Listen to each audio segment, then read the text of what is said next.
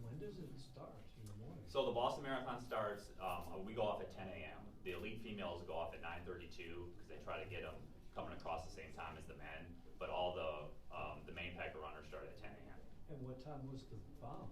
I think it was, let's see, I ran 3, 4. I think it went up about 3:30 maybe. Oh, I yeah. understand. I thought it was early. Yeah. I come a reporter, so I know things.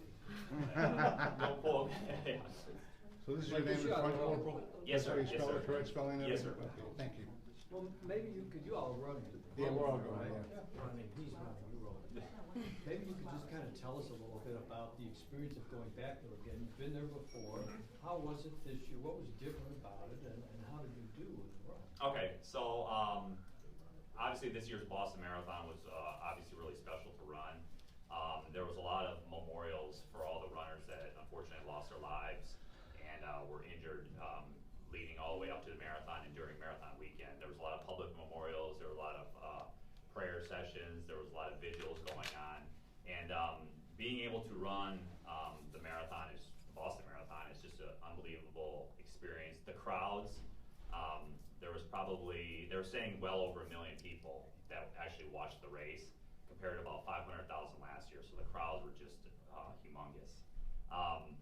The interesting thing was out there is no matter where I was running along the course, everyone was actually thanking me for coming out to their city and running their marathon, which I thought was really special. I run marathons all over the United States and the world, and I've never really been thanked for coming out to run a marathon before. So it was really neat having hundreds of people thanking you during the whole journey from Hopkinton down to Boston.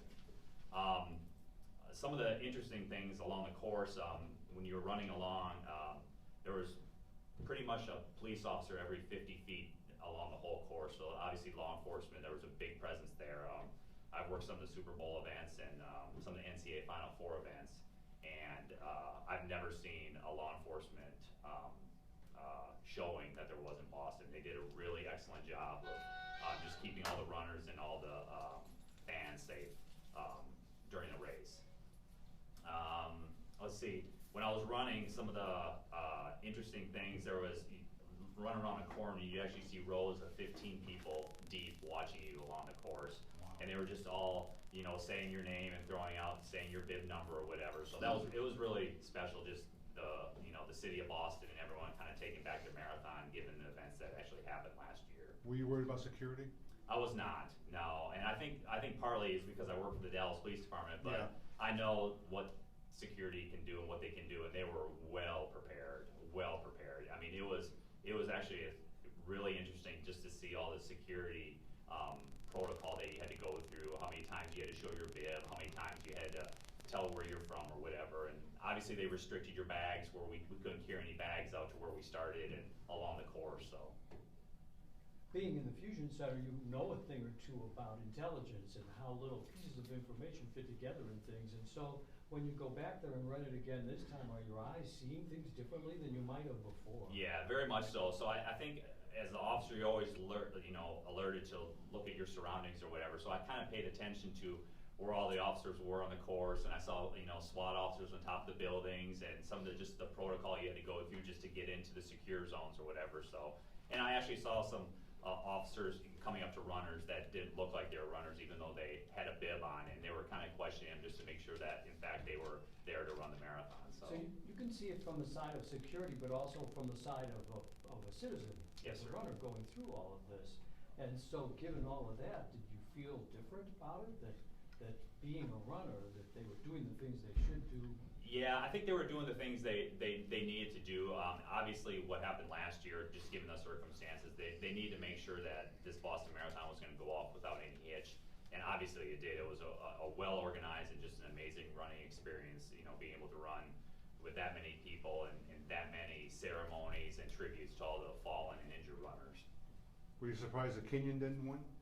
No, I actually wasn't. I was, that was one of the probably neatest stories that came out from the Boston Marathon, was that we had a U.S. runner, Matt Kefleski, win the marathon, because he came into it, even though he's a tremendous runner, they weren't expecting him to win. So for him to come out of the blue and just, win the marathon is obviously, and he's an American, is obviously an unbelievable, experience for him and all of us runners too, to see an American win. What was your time on the? My time was 2:57:33. So, a good time for you? Yeah, that's one of my better times. Yeah, yeah. You mentioned that there were people who were thanking you and a lot of people along. What is it that you think they were thanking you for? I think they were thanking us for not giving in to the events that happened last year and, you know, allowing us to come back and actually claim back the marathon and claim back the city and basically say, hey, listen, one incident is not going to overshadow the totality of the circumstances, and let's do this marathon and put on a good showing. Do you think there were people there that may have been a little bit nervous about being there? You know, I didn't see any of that when I was out there. I really did, and I think the city of Boston, the state of Massachusetts, and the federal government did an excellent job of, you know, securing and just having all the protocols necessary to make the runners feel safe. Did you say this was your 5th This is my 5th Boston. Boston? You've been running for a long time. Yes, sir, I have. I've been running a long time. How old are you? I'm about 40. 40? Yeah. And so how long do you have to prepare for a race like this? Well, I'm a little bit different than most runners. I pretty much run a marathon every 2 to 3 weeks. So, but typically speaking, an average runner will prepare anywhere between 3 and 5 months to run a marathon. And what were the stages like going through to reach the finish line? It was just the sheer amount of people that you were seeing along. It started off, you know, you started off your race really kind of running slow because there's so many people at the start. So you're running not your pace. So after the first couple miles, you're finally able to settle into your running pace and kind of run the pace that you're able to running. But my first couple miles were a little slower just because it's such a narrow road that you start on Hopkinton, and it kind of spreads out. So you just kind of gotta wait for your time and then get into your normal pace and go with it. Is there a fatigue time that hits your body at a certain stage in the race, or? I haven't found that yet. So, but now that you say that, I might someday. I haven't found that yet. So yeah. You run so many marathons. I do, yeah. I do, yeah. You have to qualify. You do. Boston's the only marathon in the world that you actually have to qualify, and the qualifying times are age related. So they're broken up into 5-year age groups. So like 30 to 34 has to run a certain time, a 35 to 39, and 40 to 44.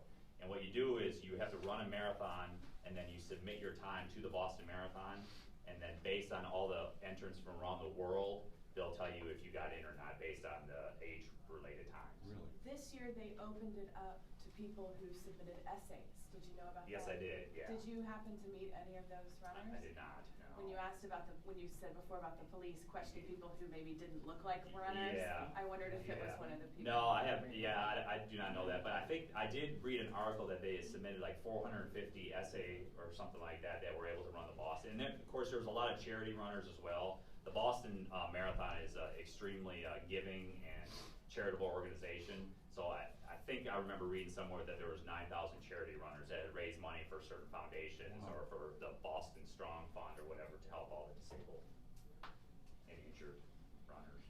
You've covered this, but what we got here just a Yes, tad sir. late. What was the most emotional thing that or did you have a chance to emotionally think about what happened last year versus this year when you were running? Yeah, I think so the day before the marathon, there's a it's called a marathon store. It's right near the finish line of the Boston Marathon, and that's where the first blast went off, right across from the store in the garbage can there. And I went there the day before the marathon this year, and there was just a lot of thank you signs and a lot of flowers and a lot of people signing stuff, just remembering the victims that were lost limbs and that were killed right outside that store when the first bomb went off. So I think that kind of put it in perspective for me, the enormity of the situation, just given what had happened a year ago to now. Were you conscious of security as you were running yesterday? I was, just because I work in law enforcement, so I recognize all the law enforcement that were on the course. I think I alluded to earlier, probably every 50 feet I saw an officer of some sort along the 26 miles. So if you do that in numbers, that's quite a few. And what was your time again? I apologize. 2:57:33. Were there any people in your group that were there last year that experienced any of the aftermath? In my particular group, yes, there was. Yes, yeah. And yeah. did you observe their emotions or talk to them about Yeah, that? I did. Yeah, a couple of my good friends had run last year, and then came back this year. And I think that we all had the sense of we just wanted to go out and, run Boston and just show everyone that, hey, listen, just because you have a tragic event, we're not gonna let that stop us from continuing to run this event. That's obviously the world's oldest and most run marathon, longevity wise. It was the 118th year of the running of the marathon, so it's the longest running marathon in the world. So we didn't want that to stop just because of one event. And at the time you crossed that finish line near where the blast occurred last year, did you have any emotions or witness any emotions from people as you came to that point? Yeah, the one thing I did notice is that there was a lot, just all the volunteers, whether they were the people handing out the medals, the medical staff, all the race committee people, everyone was just saying, thank you for coming out. Thank you for coming out. And I found myself saying that more than probably they were, just because I was so happy to, A, get done with this event, and B, to have everyone thanking you. So I kept just, saying, hey, thanks for coming out. The volunteers out there are amazing. I mean, there's over 10,000 people that volunteer for that marathon, and the medical people, giving all their time just for the runners along the course. It made it really special. So was there any thought for next year? Yeah, I'll be going back out next year. Yeah. It's one of my favorite events. It's one of my favorite events to do in the entire world. So it's just the vibe out there that goes along with the city of Boston. All the runners there are actually runners. They all have neat stories. You get to meet a lot of people from all over the world. Hear about their running adventures and their stories or whatever. So Is it a tough race? it is a tough race. A lot of hills? Yeah, I've learned over the years. Yeah, so the first 13 miles or so is pretty flat and downhill. Yeah. But if you don't run a smart race between 16 and 21, the hills will eat you up a little bit. So. Very good. Thank you. Thank you, Just sir. for the record,